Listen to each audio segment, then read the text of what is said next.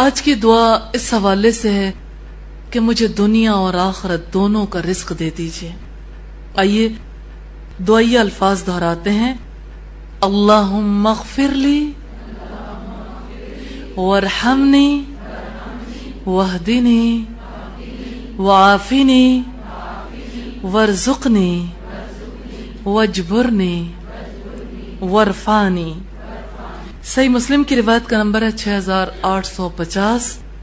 اے اللہ مجھے بخش دے اور مجھ پر رحم فرما اور مجھے ہدایت دے اور مجھے عافیت دے اور مجھے رزق دے اور میرے نقصان کو پورا فرما اور مجھے بلند فرما۔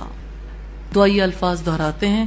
اللہم اغفر لی وارحمنی واہدنی وعافنی وارزقنی واجبرنی وارفعنی۔